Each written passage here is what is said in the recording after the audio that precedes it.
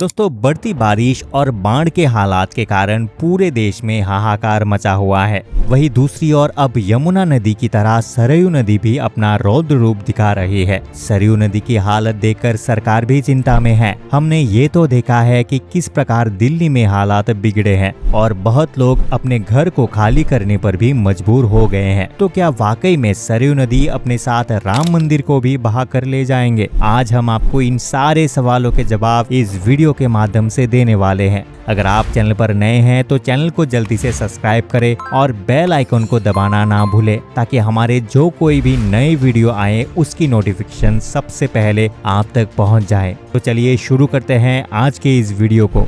दोस्तों, हाल ही में ही बढ़ते बारिश के पानी के कारण पूरी दिल्ली जलमग्न हो गई। यमुना नदी के पानी खतरे के निशान से ऊपर बह रहा है। यमुना नदी में इतना सारा पानी हो चुका है कि अब नदी ने अपना रास्ता ही बदल लिया है। अब यमुना का पानी लाल किले के पीछे से भी बहने लगे हैं। कहा जाता है कि जब 1700 ईस्वी में मुगल बादशाह ने लाल किला बनवाया था तो ये यमुना के किनारे पर ही था, लेकिन जैसे जैसे अलग अलग राजा ने राज किया वैसे नदी की जगह को कम करके अपनी साम्राज्य फैला लिया। हाल ही में ही पिछले दिनों दिल्ली में यमुना का स्तर बढ़ने के कारण ही बहुत बुरे हालत हो गई है और अब लोगों को ये डर सता रहा है कि कहीं अयोध्या में तो ऐसे हालत नहीं बन जाएंगे। मगर हालात देखकर तो ऐसा ही लग रहा है दोस्तों, क्योंकि जिस जगह पर राम मंदिर का निर्माण किया जा रहा है उसके नीचे सरयू नदी का पानी बहता है। आपको बता दे, अयोध्या में सरयू नदी उफान पर है, तो आम जनता के साथ साथ सरकार भी चिंता में है। सरयू नदी का उद्गम उत्तर प्रदेश के बहराइच जिले से है।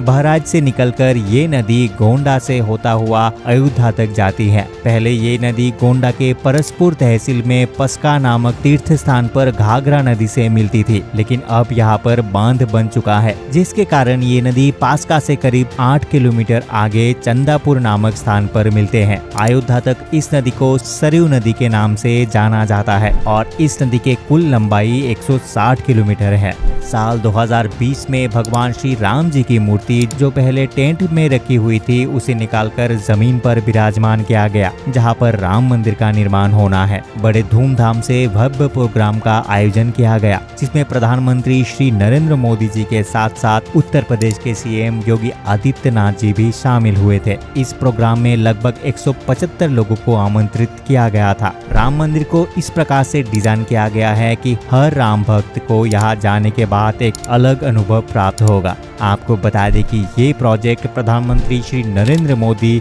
और योगी आदित्यनाथ का ड्रीम प्रोजेक्ट है। कहा जाता है कि इस मंदिर को इस प्रकार से बनाया जा रहा है कि आने वाले हजारों सालों तक कोई भी इस मंदिर का कुछ नहीं बिगाड़ पाएगा। ये मंदिर डिजाइन के मामले में तो अद्भुत है ही, इसी के साथ साथ इस मंदिर को बनाने के लिए मजबूती का भी खास तौर पर ध्यान रखा गया है।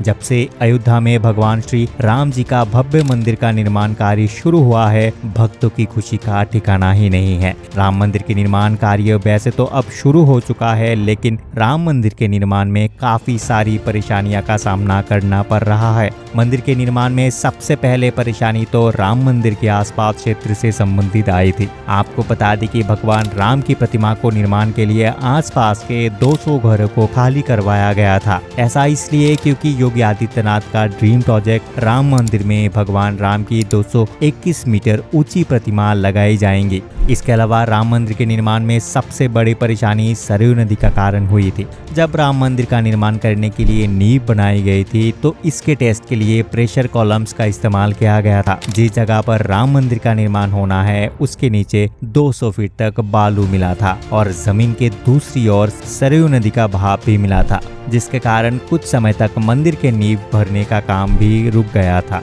आपको बता दें, अगर बालू और पानी वाली जगह पर कोई भी कंस्ट्रक्शन किया जाए तो उस जगह पर नींव कमजोर होने के अधिक चांसेस होते हैं। राम मंदिर कुल 3 मंजिल का होगा। हर मंजिल 20 फीट की होगी। इसकी लंबाई 360 फीट और चौड़ाई 235 फीट होगी, जिसके कारण राम मंदिर का भार काफी ज्यादा होगा। इसलिए सरकार के द्वारा देश के जानी मानी कंस्ट्रक्शन कंपनियों से इस मामले पर बात भी की गई थी कि किस प्रकार से नींव को मजबूत बनाया जाए। देश के बड़े बड़े कंपनियां और विशेषज्ञों की राय के आधार पर राम मंदिर की नींव को मजबूत बनाने के लिए अलग अलग टेक्निक का उपयोग किया गया है, ताकि नदी का बहाव तेज होने के कारण भी राम मंदिर को कोई भी नुकसान ना हो। वैसे तो विशेषज्ञ और सरकार के द्वारा ये दावा किया गया है कि राम मंदिर के डिजाइन और मजबूती को ध्यान में रखकर इस प्रकार से ढांचा तैयार किया गया है कि सरयू नदी की रफ्तार भी इस मंदिर का कुछ भी नहीं बिगाड़ पाएगी। लेकिन सरयू नदी हर साल जिस प्रकार से अपना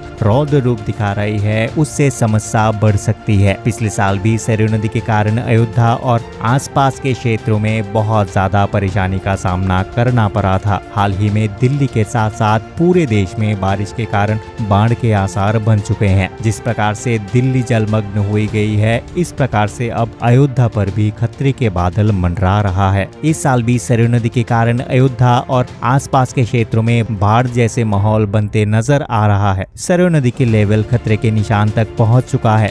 सरकार के द्वारा सरयू नदी के आसपास के क्षेत्र के घर भी खाली करवा दिए गए हैं। अब ये तो वक्त ही बताएगा कि सरयू नदी के कारण राम मंदिर पर कुछ प्रभाव पड़ता है या फिर नहीं। राम मंदिर के निर्माण के लिए करोड़ों रुपए खर्च किए जा चुके हैं। इसके साथ मंदिर के भक्तों की आस्था भी जुड़ी हुई है। इसीलिए राम मंदिर की सुरक्षा सरकार के लिए भी चिंता का विषय जरूर बन गया है। हमने आपको इस वीडियो में जो जानकारी दी है, हम उम्मीद करते हैं कि आपको जानकारी पसंद आई होगी। आपको इस बारे में क्या राय है, हमें कमेंट सेक्शन में जरूर बताइए। साथ ही अगर वीडियो अच्छी लगी है तो वीडियो को लाइक करके हमारे चैनल को सब्सक्राइब करना ना भूलें। अंत तक बने रहने के लिए आपका बहुत बहुत धन्यवाद। मिलते हैं अगले वीडियो में।